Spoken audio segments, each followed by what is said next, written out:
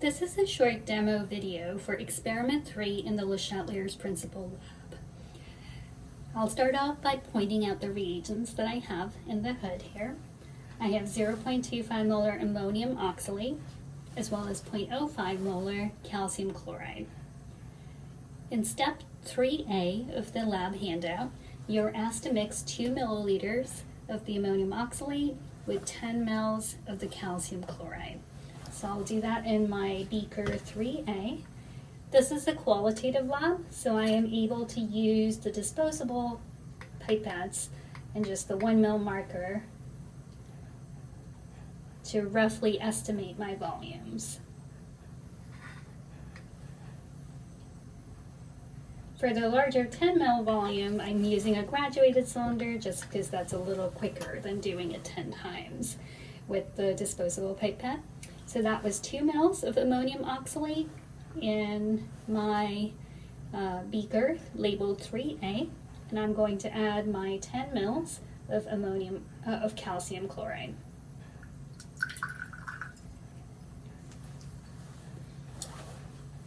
So you can see that there is a immediate visual change, and I'm using a black background in this case so that the colors of the solution will stand out more rather than white. Okay, so this is step 3A, and you are asked to record in your notebook what your observations are.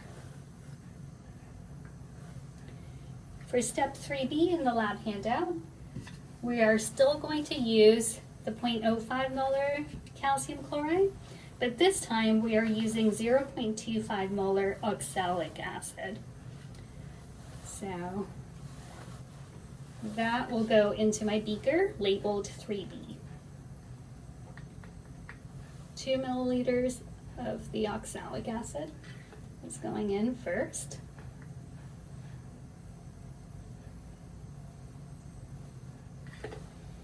And I again have pre-measured the 10 mL of the calcium chloride, and so that is what I will add next.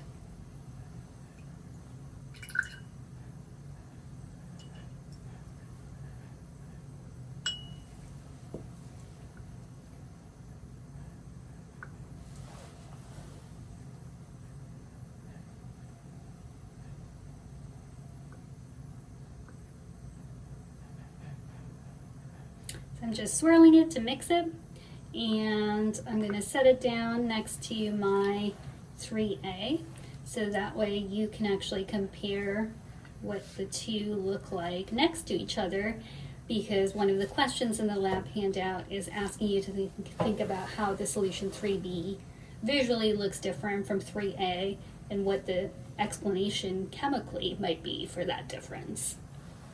All right, so we have done 3A and 3B at this point.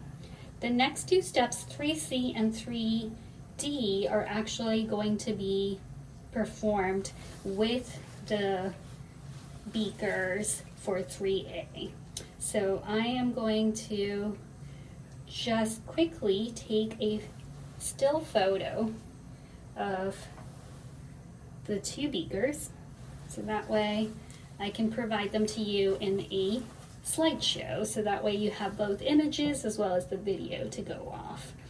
All right, so now I am going to take my piece of lab tape and indicate that I'm doing step 3C.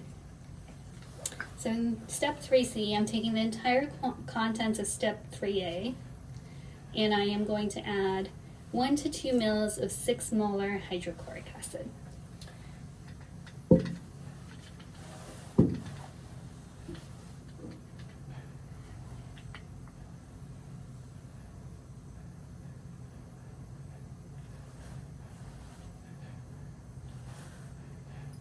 I'm doing a slow dropwise addition, but then I am also going to swirl the mixture so that there is more uniform mixing.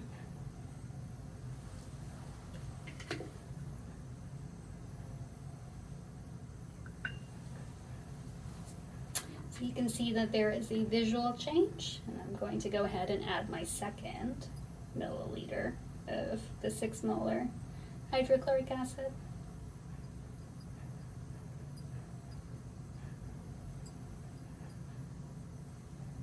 And once again, we still have 3B next to the 3C at this point, so you still have a point of reference for comparison.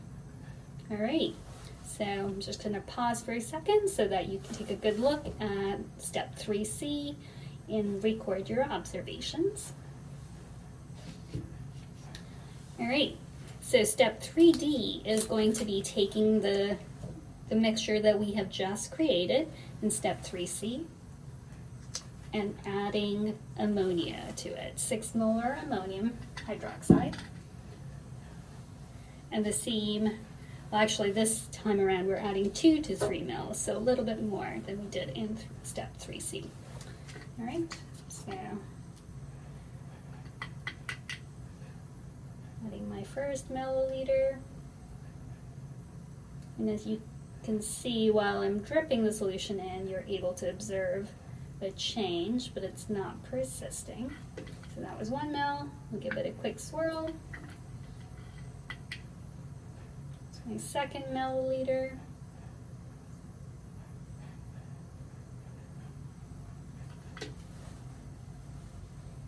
I'm seeing some visual changes. I'll give it a swirl. And then finally here is the third milliliter.